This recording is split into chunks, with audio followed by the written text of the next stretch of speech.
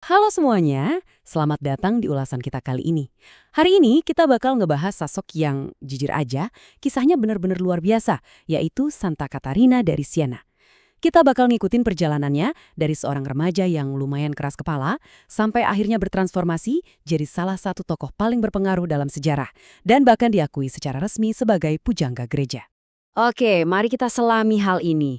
Coba bayangin, gimana ceritanya seorang gadis muda yang nolak mentah-mentah buat dinikahkan, malah bisa ngubah arah sejarah gereja di Eropa.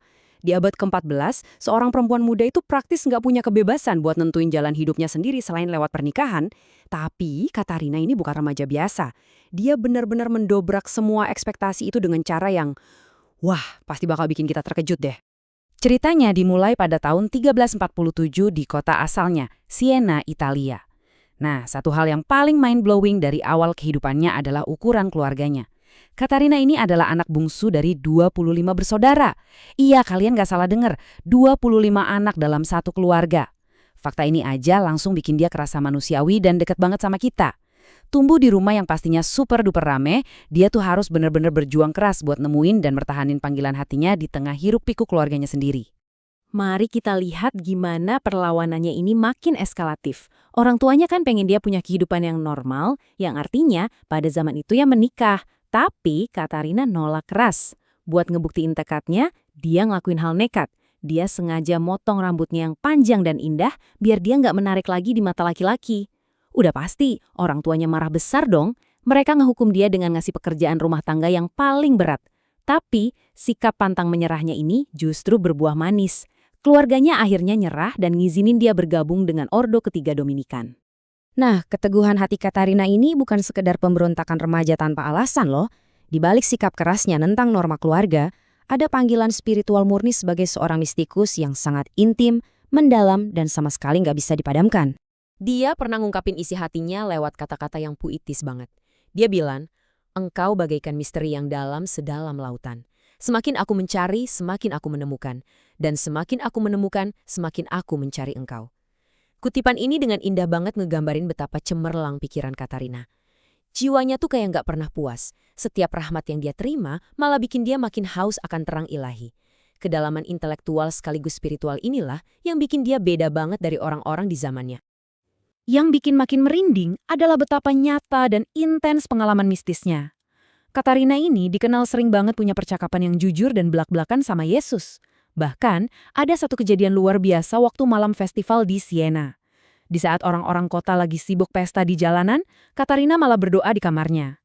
Dalam penglihatannya, Bunda Maria hadir, narik tangan Katarina dan nyerahin tangannya ke Yesus, yang kemudian nyematin sebuah cincin gaib di jarinya sebagai bentuk pernikahan mistis. Sejak momen penyatuan itu, dia dilaporkan mulai dapat penglihatan-penglihatan besar tentang surga, api pencucian, dan juga neraka. Eits, tapi jangan salah, hidupnya juga penuh dengan kesulitan yang amat dalam. Pernah suatu kali, Katarina ngalamin pergumulan batin yang luar biasa mengerikan. Saking frustrasinya, dia nantang Tuhan dan nanya, "Tuhan, di manakah engkau saat aku menderita?" Dan jawaban yang dia terima itu ngena banget. "Aku ada di dalam hatimu." Momen ini ngingetin kita kalau kekuatan super Katarina itu bukan berarti dia kebal dari rasa sakit, tapi lebih ke kepastian bahwa rahmat Tuhan selalu nemenin dia naklukin penderitaan dari dalam dirinya sendiri. Keyakinan dari dalam hatinya itulah yang akhirnya dorong dia keluar dari kamarnya yang sepi, langsung menuju ke panggung politik dunia untuk jadi penyelamat di tengah krisis besar gereja. Di abad ke-14, Italia tuh lagi kacau balau karena perang dan krisis gereja. Dan ini gila sih dampaknya. Di satu sisi, dia ngambil langkah super berani dengan nulis surat ke raja dan ratu di seluruh penjuru Eropa buat nyetop peperangan. Di sisi lain, dia berhasil melakukan hal yang bener-bener monumental. Ngiyakinin Paus buat balik dari Avignon ke Roma. Bayangin aja, seorang perempuan muda maju ngadep penguasa tertinggi demi gereja. Dan luar biasanya, Bapak Suci dengerin permohonannya. Tapi yang bikin saya paling salut, di balik lobi politik tingkat tinggi yang ngubah sejarah Eropa itu, dia sama sekali nggak jadi arogan. Dia tetap membumi. Dia terus turun tangan langsung ngerawat orang-orang sakit dan rutin ngehibur para tahanan di penjara. Kenapa? Karena dia nggak pernah lupa sama pengalaman mistisnya. Dia selalu sadar kalau Yesus yang bertahta di hatinya juga hadir di dalam diri orang-orang yang paling menderita ini.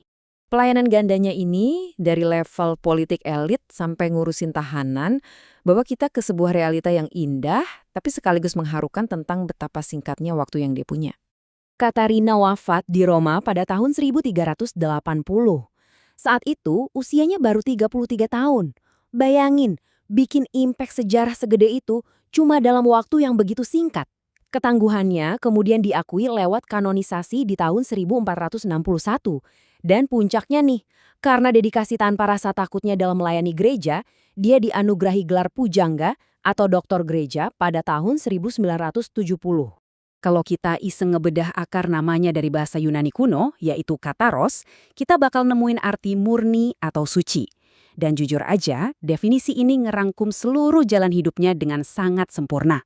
Mulai dari sikap keras kepalanya nolak kehidupan duniawi pas masih remaja, sampai pelayanan tanpa pamrihnya sebelum dia meninggal muda, Katarina benar-benar ngejaga fokus dan kemurnian hatinya tanpa kompromi sedikitpun. Nah, semua cerita tadi bawa kita ke satu pertanyaan buat direnungin bareng-bareng. Seberapa berani sih kita mertahanin panggilan hidup kita kayak Katarina? Kisahnya ini bukan sekedar halaman sejarah yang usang loh, tapi tantangan buat kita sekarang. Pas kita lagi ngadepin tekanan dari orang sekitar atau lagi ada di masa sulit, apakah kita bakal punya keberanian yang sama buat tetap teguh pada apa yang kita yakini benar? Saya harap ulasan kita kali ini bisa ngasih inspirasi dan bikin kalian makin penasaran buat ngeksplorasi tokoh-tokoh luar biasa lainnya. Makasih banyak ya udah belajar bareng saya hari ini. Sampai jumpa.